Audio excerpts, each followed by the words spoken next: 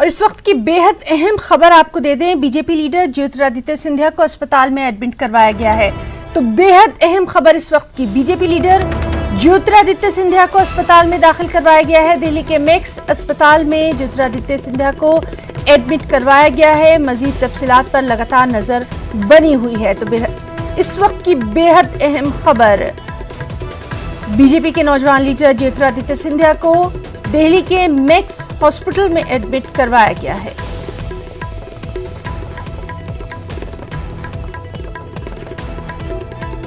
किस तरह की उन्हें परेशानी है, क्या वजूहात हैं, इस पर भी लगातार हमारी नजर बनी हुई है। बहरहाल इस वक्त की बेहद अहम खबर, बीजेपी के नौजवान लीडर ज्योतिरादित्य सिंधिया को दिल्ली के मैक्स अस्पताल में दाखिल करवाया गया है।